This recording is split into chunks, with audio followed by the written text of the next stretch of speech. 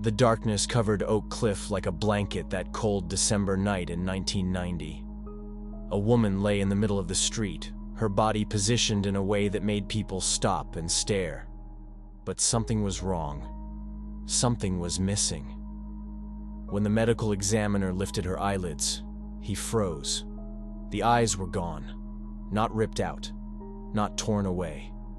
They were removed with perfect precision, like a surgeon's work. No blood, no scars, just empty sockets staring into nothing. This was not just a murder. This was art. Dark, twisted art. Someone wanted to collect something precious, something that could never be replaced. Dallas police officers stood around the body, confused and scared. They had seen many murders before, but this was different. This killer was sending a message. He was showing his power, and he was just getting started.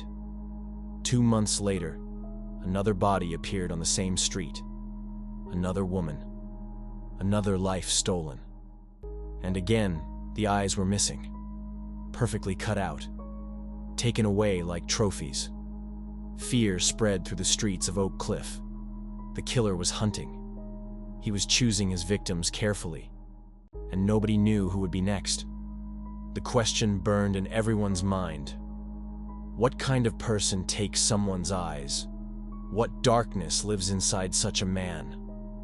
And most terrifying of all, would they catch him before he struck again? Dallas, Texas in the early 1990s looked beautiful from the outside. Tall buildings touched the sky. Businesses grew every day. People called it the jewel of the Southwest. Everyone wanted to show off their success in their shiny new city. But behind this perfect image, darkness was growing. Crime filled the streets. In 1991 alone, Dallas recorded over 500 murders. Violence became normal. Death became a daily news story. Oak Cliff, once a peaceful middle-class neighborhood in South Dallas, had changed completely. Drugs flooded the area. Crime took over every corner. Prostitution became an open business. Women walked the streets day and night, desperate for money to feed their addictions. Police officers Regina Smith and John Matthews worked these streets every day. They knew the women well. They did not see them as just criminals. They saw them as human beings trapped in terrible situations. One of these women was Mary Lou Pratt, a 33-year-old mother struggling with drug addiction. Mary grew up near Oak Cliff. Her family still lived close by. She loved them deeply and wanted to escape her life on the streets, but addiction held her tight like chains she could not break. On December 13, 1990, Mary Pratt worked Jefferson Boulevard like many other nights. She needed money, she needed drugs, she needed to survive one more day, but that night would be her last. The next morning, someone found Mary's body lying in the street in a residential area. She wore only a t-shirt and bra. Her arms were spread above her head. Her face and chest showed signs of brutal beating. A single gunshot to the head had ended her life. Police arrived at 3 a.m. The location shocked them. This was not a hidden place. Houses surrounded the area. People walked here all the time. Whoever left her here wanted her found quickly. At first, police thought this was just another prostitute murder. Sadly, these deaths happened often in Oak Cliff. Violence against these women was common. Nobody paid much attention anymore. But then the autopsy revealed something that changed everything. When the medical examiner opened Mary's eyelids to record her eye color, he discovered they were gone. Both eyeballs had been removed with surgical precision. The eyelids showed no cuts, no blood stained the area. Whoever did this had medical knowledge or practiced many times before. Police contacted the FBI immediately. The FBI searched their database for similar crimes across America. They found nothing. This type of murder had never been seen before. This killer was unique. He was collecting trophies. He was taking something deeply personal from his victims. Killing alone was not enough for him. He needed more. He needed to take their eyes and keep them forever. 50 years before Mary's murder, Oak Cliff was a completely different place. Safe streets, happy families, good neighbors. In 1933, a couple named Dell and Fred Albright adopted a baby boy just 3 weeks after his birth. They named him Charles. Fred worked as a grocer in Dallas. Dell stayed home to raise Charles. She controlled everything in the house. She made all the rules. She decided everything about Charles's life. Dell loved Charles, but her love came with strict control. She made him practice piano for hours. She forced him to follow countless rules about eating, sleeping, and behavior. If he refused to drink his goat milk, she punished him severely. If he would not sleep, she tied him to his bed. If he misbehaved, she locked him in dark rooms alone. She pushed him hard in school. She helped him skip 2 grades. She wanted him to be perfect, but her constant control filled young Charles with mixed feelings about women.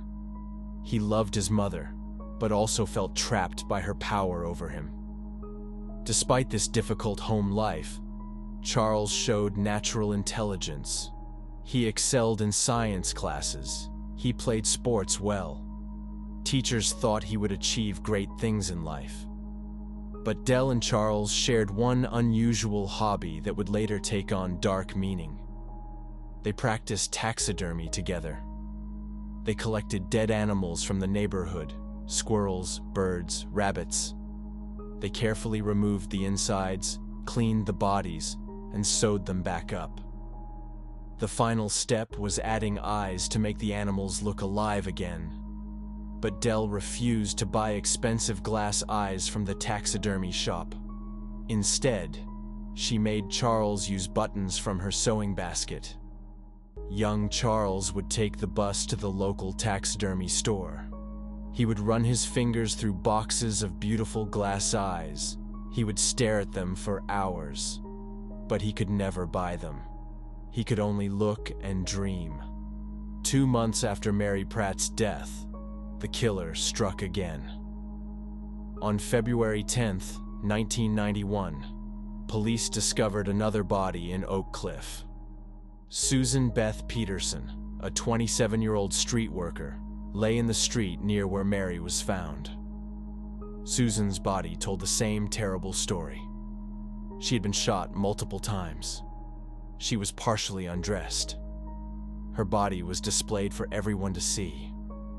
And when the medical examiner checked her eyes, they were gone, removed with the same surgical precision. Now police knew for certain a serial killer was hunting in Oak Cliff. Fear exploded through the community. The media grabbed the story. Newspapers called him the Dallas Ripper and the Dallas Slasher. But soon, everyone knew him by one name: the Eyeball Killer. Police warned all the women working the streets. They increased patrols. They searched for witnesses. But many of the street workers could not stop working. They needed money for drugs. Their addiction was stronger than their fear of death. Officers Smith and Matthews talked to every woman they knew. The street workers trusted these officers because they treated them with respect. The women shared stories about their worst customers, their most violent encounters, their closest calls with danger. One street worker named Veronica Rodriguez came forward with a frightening story. She claimed she was with Mary Pratt the night Mary died. She said a man attacked both of them, but she managed to escape by hiding in a drainage pipe. She ran barefoot across an open field until she reached safety at someone's house. But Veronica had a drug problem. She often made up stories. Police were not sure if they could believe her. However, they wrote down everything she said just in case. While police searched for clues, Charles Albright lived a quiet life in Oak Cliff. Now 57 years old, he seemed like a normal member of the community. His neighbors liked him. He played softball with local men. He helped people with odd jobs. Charles had lived an unusual life. As a teenager, he got arrested for stealing. A probation officer who interviewed him said Charles was the first teenager he met who could not tell the difference between truth and lies. Charles could convince himself that his crimes never happened. At 17, Charles went to prison for a year. But after his release, he seemed to change. He went to Arkansas State Teachers College. He became president of the French Club. He edited the yearbook. He tried out for the football team and became the starting player. Everyone liked him. He seemed charming and successful. But Charles could never hold a job for long. He would work for a few months, then quit, or get fired. He forged documents to become a high school biology teacher in 1969, but was eventually caught and fired. Throughout the 1970s and 1980s, he committed small crimes: theft, fraud, forgery. In 1981, something much darker happened. Charles befriended a family at his church. He spent time with their young daughter. Eventually, the family discovered that Charles had harmed the girl inappropriately. They reported him to police. Charles pleaded guilty but received only probation. The story never made the newspapers.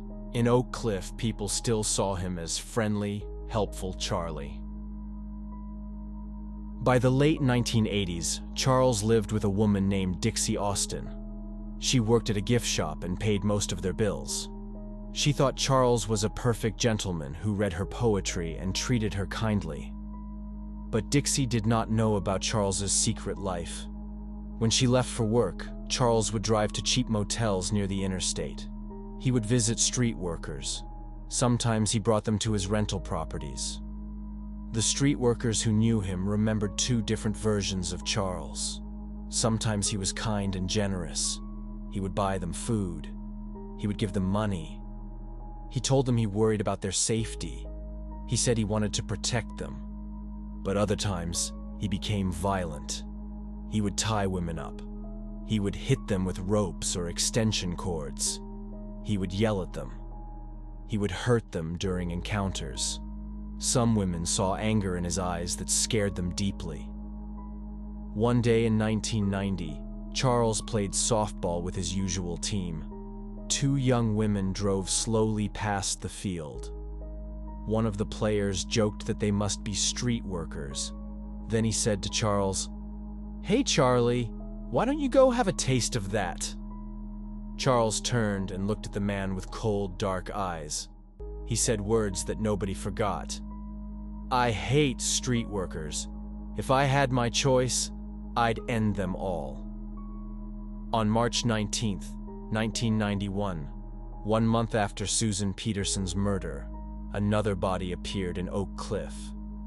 This time near an elementary school where children would see it. Shirley Williams, a 45-year-old street worker, lay completely undressed in the street. She had been shot multiple times.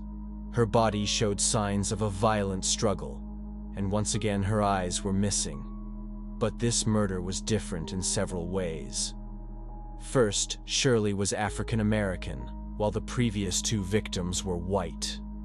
Second, the killer seemed rushed this time. The eye removal was not as clean as before. Police found part of an X-Acto knife blade stuck in one of Shirley's eye sockets. The killer had made his first mistake. By now, the entire Oak Cliff area lived in terror. The streets that once filled with street workers became empty. Fear cleared Jefferson Boulevard completely. No women would risk their lives anymore. Officers Smith and Matthews continued investigating. A street worker named Brenda White told them about escaping from a violent customer. She said an older white man with salt and pepper hair tried to take her to some property he owned down south. When she refused, he became enraged. She had to spray him with mace to escape from his car. This description reminded the officers of Veronica Rodriguez's earlier story. She had also described her attacker as having salt and pepper hair. The officers remembered that Veronica said a man named Axton Schindler saved her life that night. When they looked up Axton's address, they discovered he rented a property in Oak Cliff. And when they investigated further, they found that the landlord who owned that property also owned 2 other houses near where the bodies were found. The landlord's name was Charles Albright. In the early morning hours of March 22nd, 1991, a tactical police team surrounded a house in Oak Cliff. They burst through the door and grabbed Charles Albright. He acted confused and claimed he had no idea why they were there. Officers Smith and Matthews drove Charles to the police station. The car ride was silent. Smith later said she would never forget looking into Charles's eyes in the rearview mirror. His eyes were completely dark, empty, like looking into nothing. She felt terror run through her body. At the police station, detectives questioned Charles for hours. Meanwhile, other officers searched his house, looking for evidence that connected him to the 3 murders. They found guns hidden behind a secret cover over the fireplace. But none of them matched the murder weapon. They found X-Acto knives, but could not connect them to the murders. And most importantly, they never found the missing eyeballs. Dr. Irving Stone, a forensic scientist, was part of the search team. While looking through the house, he noticed a baseball cap on the floor. He asked someone the suspect's name. When they said Charles Albright, Dr. Stone's face went pale. Charles was the right fielder on his softball team. Police searched Charles's properties and found taxidermy animals everywhere.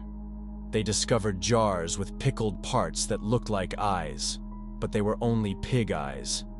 The missing eyeballs were never found. Police needed solid proof. The breakthrough came when they found Shirley Williams's yellow raincoat near Charles's property. On it, they found a squirrel hair. When they vacuumed Charles's truck, they found matching squirrel hairs. Police remembered his taxidermy hobby. This connected Charles directly to the murder scene. Street workers identified him from photos and said he became violent. On December 13, 1991, exactly 1 year after Mary Pratt's murder, Charles Albright's trial began. The prosecution showed hair samples, fiber matches, and witness testimony. His wife Dixie said he was home during the murders, but the jury did not believe it. On December 19, 1991, Charles was found guilty of murdering Shirley Williams.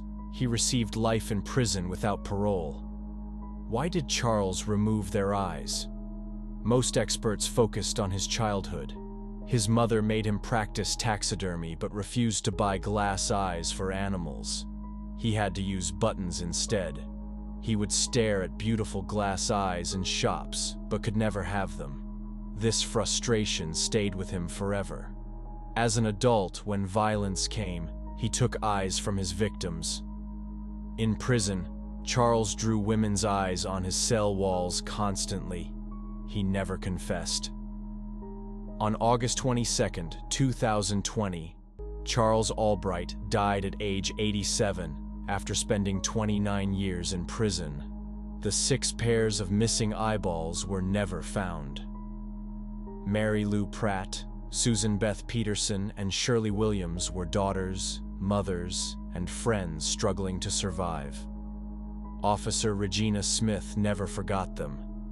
She felt angry that someone took these lives away. The eyeball killer case shocked the nation.